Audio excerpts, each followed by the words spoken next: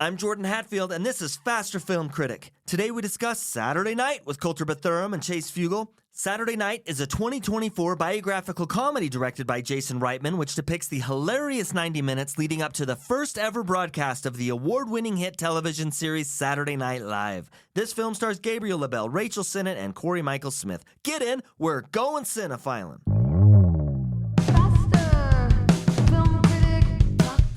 So it's not Saturday night, it's Sunday morning, and I'm feeling like I got up a little early. How are you guys doing? Doing good, man. How are you? I had a long Saturday night, to say the least. Yeah, Chase and I went and saw 2 films in the theater last night, and it was late by the time we got home. Great time, though. Great time. I got chai in my belly and a movie on my brain. I'm ready to talk about it. But before we do, are you guys fans of Saturday Night Live? Hell yeah. Yeah, for sure. I'm kind of like a distant fan. I'm kind of like the uncle that lives on the West Coast that cheers for his nephew's baseball team on the East Coast. Like, I'm not watching the games, but I still want him to do well because I know it's important. That's the kind of Saturday Night Live fan I am. That's a great way to put it, dude. Yeah, I mean, as of late, I don't think it's hit quite as hard as it used to, and maybe that's just my bias. There was a stride of like the Adam Sandler, Chris Farley era, Will Ferrell that I tend to kind of clamor to that. Yeah, there's still skits that come out that I love. It's before my time, and I still see those skits. They age great. Yeah. With the Will Ferrell and all that. Those are still really good. You know, when you do find a good Saturday Night Live skit, it isn't good, it's fantastic, right? You've got to kind of dig for those that are great, but when they're on, they are so on. They're hilarious. Well, that begs the question, gentlemen, and it's a tough one to ask, but if you had to choose a favorite sketch of SNL, what would it be? It's difficult for me to think of one skit right off the top of my head, right? And I'll admit I cheated a little bit. Before I went and saw the film Saturday Night, I went back and I rewatched the original Saturday Night Live. And so that's fresh on my mind. So the first skit that jumps out at me is in the original Saturday Night Live, there's a skit where it takes place in a courtroom, and there's a woman who's on the bench, and she was clearly a victim of SA, right? And so one of the attorneys asks her to kind of explain what had happened, and it's too difficult for her to say out loud, so she writes it down, and they pass it around the courtroom, around the jury box. This skit was awesome. It had me laughing out loud. I absolutely loved it. I thought it was really, really good. I'm not a huge Saturday Night Live fan. I'm also not a huge Star Wars fan. But there was one skit they did like 8 years ago, and it sounds really stupid, but it was a Kylo Ren undercover boss satire, and I thought it was so funny for some reason. I'm going to have to go back and watch it. I haven't seen that one. Dude, that's pretty good. Man, that's a great one. And he's so good in it. Like You've seen that one? Yeah, dude, yeah. Adam Driver's great at, like, he comes across as so serious all the time, you know? Yeah. But, man, he killed it, and that's good. And Jordan, when you say original SNL, are you talking about the very first episode, the episode that's depicted in this movie, or just the original cast? No, that's what I'm talking about. The very first episode, the very first Saturday night. And by the way, if you're going to go see the film Saturday Night, I would recommend you pull up that original episode, that first episode. I watched it just before I walked into the theater, a day or two before I walked into the theater. And it was really fun to be able to have that backdrop, to be familiar with those particular skits and those scenes. It was really fun to connect it. So did they stay really true to that original episode? There are definitely skits depicted in the movie Saturday Night that are straight from the original Saturday Night Live episode. Awesome. Lots of little things. And so, behind the scenes, they're prepping for something, or they make a comment here that references the original Saturday Night, which is really cool. There are some skits in Saturday Night, the film, that I didn't recognize at all from Saturday Night Live, the first episode, and I wonder if they were just skits that were cut that have come out since. I don't know the tie there, but plenty of little teasers of the original throughout the entire movie. So I definitely would recommend you watch it. It was great. Well, being that I live in a dinky little town in which movies either don't come out here at all or they come out 5 years after they come out on streaming, I didn't get a chance to see this one. So first of all, kind of dying to see what you guys thought about it. Yeah, I'm curious to see if what I kind of gleaned from the trailer and the poster, which is a badass poster, by the way. It was a cool, like, throwback to, like, Mad Magazine, National Lampoon style of, like, illustrated, kind of everyone's kind of a caricature on there, which was cool to see. I think it sets up what the feel of the movie's going to be, what I assume to be pretty accurately. So you did see the trailer, Kolter. Yeah. What are your expectations of the film, having seen the trailer?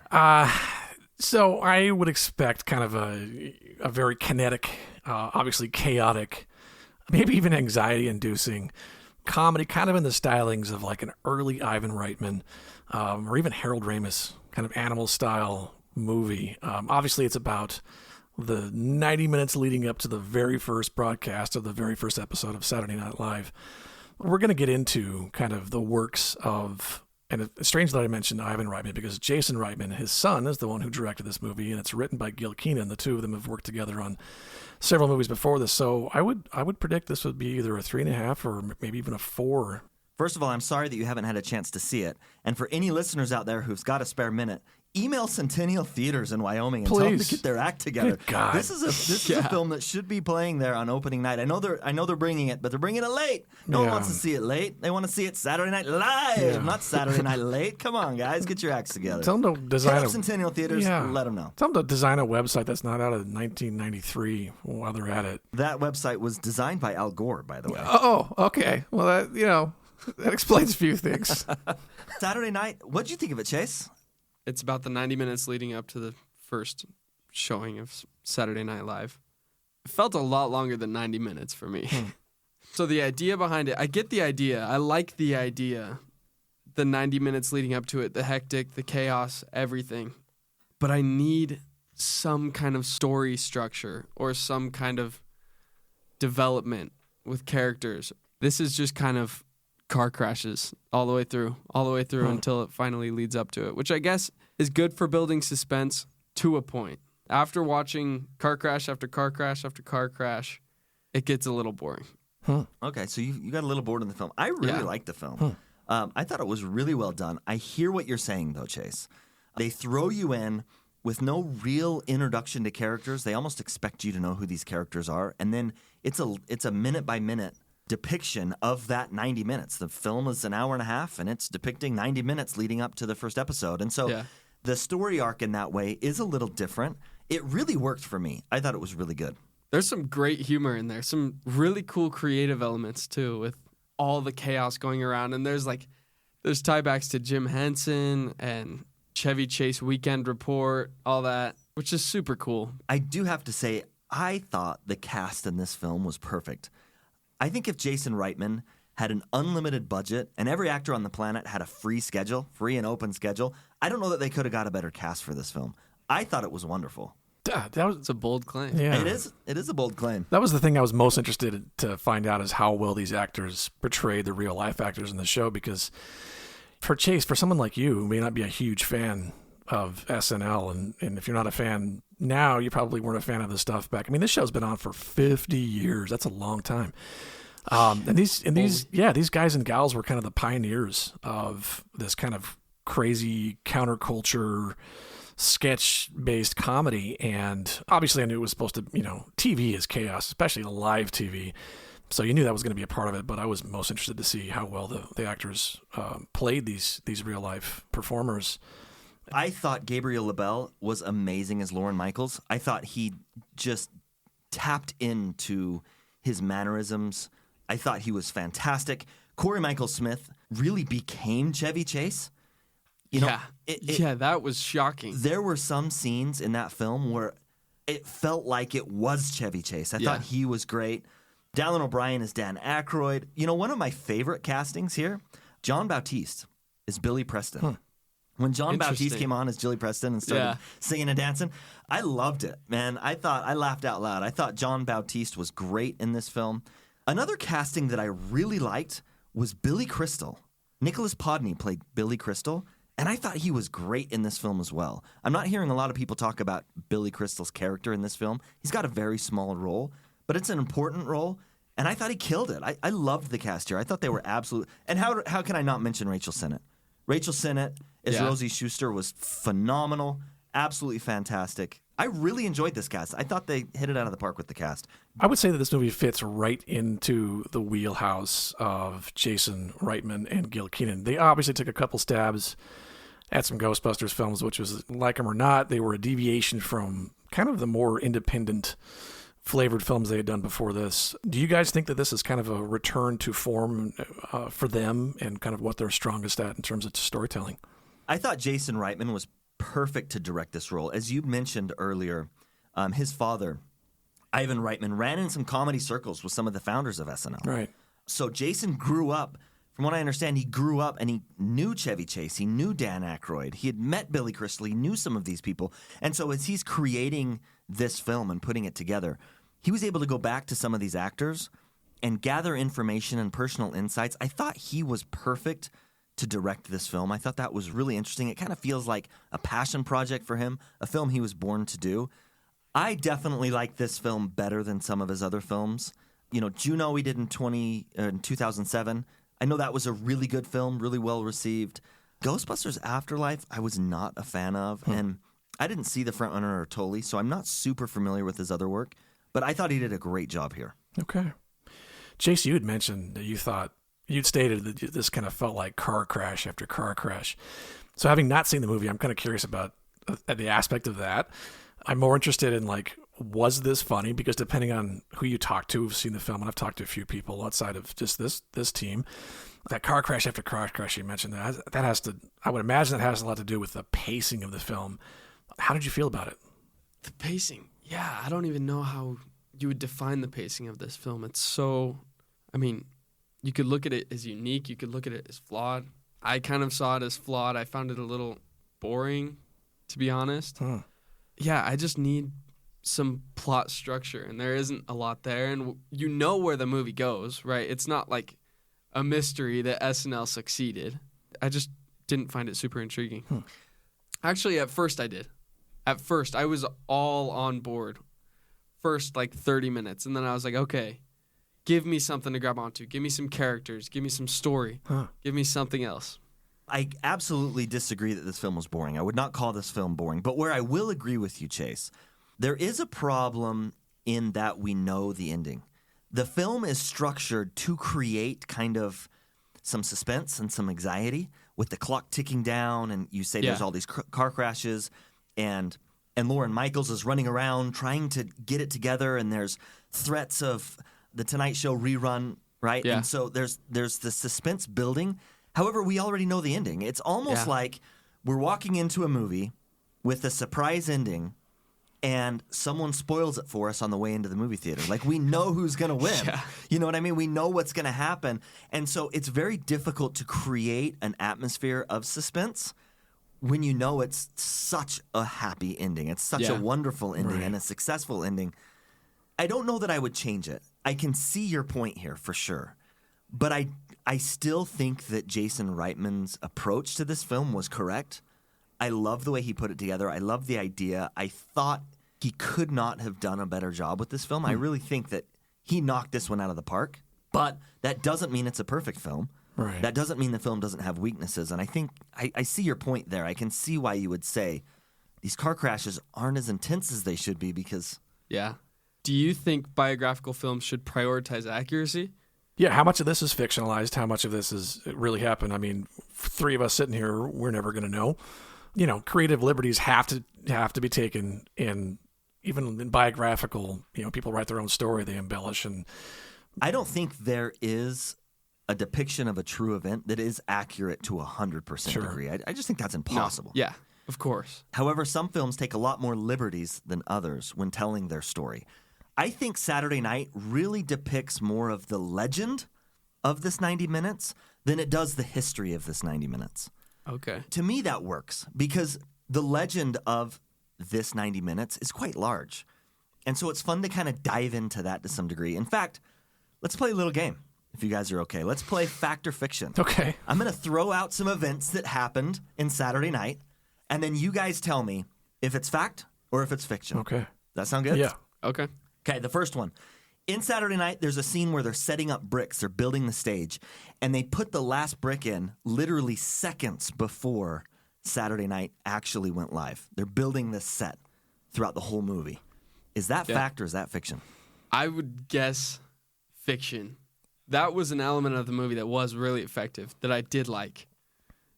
Almost too perfect. If that happened, that's really cool. I'm going with fact. I've seen it happen where it's like we gotta, sun's going down, we got X amount of minutes to get this shot, and things just fall right into place before you gotta go. So I'm gonna go with fact. So from what I understand, it is fact, but embellished. Sure. They were rushing to get this brick stage set up in time, but it wasn't seconds before the program aired. It was more like an hour and a half, from what I understand. But there was stress building the stage right up to the next one. So wow. So fact, but that's embellished. crazy. Okay, here's another I was one. hoping you were going to prove me wrong. Yeah, me too. So you cheated. It's a little bit of both. Yeah, a little bit of both. Yeah. There's a fight that breaks out between Chevy Chase and John Belushi. Fact or fiction? Did that really happen? I'm going to go with fiction. I'm going with fact. It's Chevy Chase. He's notoriously kind of been a pain in the butt. That's true. And Belushi was a infamously kind of chaotic, sporadic dude who didn't shy away from conflict. So this is fiction, but it was based on a fact. It pays homage to a fight that really did break out between Chevy Chase and Bill Murray in season 2. Yeah, I was going to say. So there was a big fight between these two characters Yep. in season 2, and they wanted to bring that in. So the next one. In the film, the lighting rig during rehearsals came crashing down in the middle of the set. Is that fact or fiction? Fiction. I believe that's actually fact. I think that actually did happen. So fiction, but there is a story of a crane that came loose, and the crane came crashing into the set. So it wasn't the lighting that crashed the set, it was a crane. That's crazy. So again, fiction, but based on something accurate. Did Belushi really balk at signing his NBC contract until the very last second? Yes. Yeah, I would totally see that. I think he's in that Bill Murray camp of like, am I committed? Am I not? Am I going to show up for shooting today or am I not? We'll see. So this is absolutely fact. John Belushi would not sign his contract, and he didn't sign it up until the very minutes. The story goes that his manager was trying to convince him to sign it, and he asked, should I sign this? And his manager said, yes, I wrote it. And in actuality, his manager didn't write the contract. There's a scene in the film where one of the producers, Milton Berle, exposes himself to Chevy Chase and Chevy Chase's girlfriend, Jacqueline Carlin. Is this fact or fiction? There's no way. There's no way. I got to say fiction. I don't know, man. In those times, I could absolutely see. There's a lot of rumors about Milton's endowment. His natural talents. Natural talents. So yeah, dude, I'm gonna say that there's some validity to that. I'm gonna say it's more fact than fiction. It is false. He did not expose himself to Chevy Chase or Chevy Chase's girlfriend, That's too bad. Jacqueline Carlin. However, Merlin did have a reputation of exposing himself to others, and apparently his appendage was the size of a giant pepperoni. Like, wow. Apparently, good for him. This thing was big, and he prided himself in showing it off. Sure, so I'd be showing it who off. Who wouldn't? Yeah. Okay, next question. Did Lorne Michaels really give Chevy Chase the skit Weekend Update seconds before they went live? I'm gonna go with yes. Yeah, I think that is. Yeah, I'm gonna say that's more fact than fiction. So what? You're wrong, but you're not there's always totally a but. wrong. There's always a but, right? yeah. There's always a but. So Lorne Michaels did write the Weekend Update for himself, and as he was cutting people's scenes, he thought to himself, "I can't cut other skits and not cut my own." So he took himself out and he gave it to Chevy Chase. But this was hours before the episode ran, not seconds. Next question. Did Lorne Michaels really cut Billy Crystal? I'll go with yes. Just to have fun, I'll say no. But I don't know. I have no idea. Chase, you're right. He really did Billy Crystal that bad. Damn. Yeah. Billy Crystal later came back in later episodes of Saturday Night Live and was fantastic. But Billy Crystal was there. He had a skit ready, and he got cut. Wow. In the film, George Carlin has got a skit that he is supposed to star in. And in the film, he gets upset and he quits the skit. True or false? Did that happen? I'll say true. I got to agree. Yeah, that sounds exactly like something he wouldn't put up with. This is true. George Carlin was upset. He thought the show was an absolute joke. He was upset. He refused the bit, and the bit was dropped. So that is true. Wow. In the film Saturday Night, Dan Aykroyd is portrayed as having an affair with Rory Schuster, who was married to Lorne Michaels. Mm-hmm. True or false? True. Yeah, I think Dan Aykroyd was known as being a little bit of a ladies' man back in the day. So, yeah, I'm going to agree with Chase. True. This is true. However, Lorne Michaels, and this is depicted in the show, Lorne Michaels was somewhat separated from Rosie Schuster. So they weren't living together at the time. But Dan Aykroyd did have a relationship with her, and he was nervous about Lorne Michaels discovering their relationship. And Dan Aykroyd was a womanizer. He was absolutely a womanizer.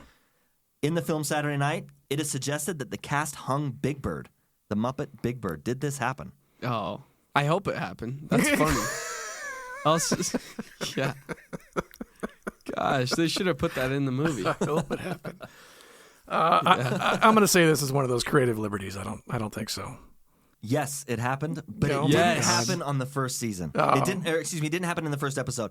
So the writers hated writing for Jim Henson's Muppets, and there was always fighting backstage about who would write and how they would write, and they didn't like it. And so, yes, that is true, although it didn't happen before the first airing. Last question. Did someone really order a llama? There's a llama backstage in Saturday Night. Is this fact or fiction? The only thing I can tell from the trailer is that Andy Kaufman is involved in some degree, and if that is the case, they're so fluffy. Yeah, exactly. If it was Andy Kaufman's decision to do it, and then pretend like he didn't do it, I could see that. Otherwise, I think it's made up for the movie. I'm going to say yes. I'm hoping it's yes, so I'm going to say yes. The answer is yes, although it didn't take place in the first episode. Okay. So at some point... however, but... Yeah. At some point, a llama did get ordered, and it became a running joke, and a llama was backstage for much of SNL, clear up to season 43. Wow. That's Holy. nuts. Kevin Hart hosts this episode in season 43 where he either references it or the llama makes an appearance. But yes, there's a live llama backstage throughout the history of SNL. Didn't happen in the first airing, but it does come into play in the history of SNL. So that's great. Again, this film really pays homage to the legend of these 90 minutes and not so much the history of these exact 90 minutes. But I thought the film was great. Anything else anyone wants to add? This is supposed to be a comedy. Because comedy can really be born out of any situation. Deadpan, chaos, otherwise. Did the chaos in the storyline help or hurt the movie's overall impact, especially in terms of its humor? Was this movie funny? I'd say yes and no. Okay. I do think the chaos helped with a lot of the humor, but I did have some problems with the chaos, like I said before. I thought Chevy Chase was hilarious, though. Corey Michael Smith did an amazing job as Chevy Chase, and I thought he was the funniest part of this movie. I thought the film was funny. There were several scenes where I laughed out loud. Not all the jokes landed, but there were definitely some funny moments in this film. I would say yes, it was a comedy. And with the really clever jokes that they crack in this movie, and the quick-paced feel, sometimes I felt like they were going over my head. I was like, what did that even mean? Some of the jokes it was come just fast. going so fast. Yeah, some of the jokes come fast. That's true. On a scale of 1 to 5, let's go ahead and rate this film. Felt a lot longer than 90 minutes. I'd give it 2.5 stars. I would give this film a 3. I enjoyed it. The weakness in this film to me was not the entertainment of the film, but the entertainment expectations of future viewings. I think this film is absolutely worth your time, but it's not a film that I think I'll go back and revisit. And it's a film that I don't know if I would enjoy it as much on a second viewing. Was I engaged? Was I laughing? Was I having a good time throughout this film? Absolutely. It's not one that I think I'll go back to. So for that case, I'm going to give it a 3 out of 5. If you like Saturday Night, and in particular the biographical comedy genre, I would highly recommend you check out the movie Blackberry, 2023, directed by Matt Johnson. Blackberry depicts the rise and fall of the very first smartphone company. This film is not only great, but it's highly underviewed and highly underappreciated. It's worth your time. Do yourself a favor, check it out, and please don't forget to let us know what you think. Thank you for listening to Faster Film Critic, and please join us next time when we discuss the Gorefest Vomit-Inducing Terrifier 3 by Damien Leone. You may or may not want to watch this video nasty, but I assure you our conversation will be a good time. You can also follow us on Letterboxd, Cinetrack, and Instagram. Email us at fasterfilmcritic@gmail.com. Hit us up if you have any questions, comments, feedback, or review requests, and please share this episode with your movie-loving friends.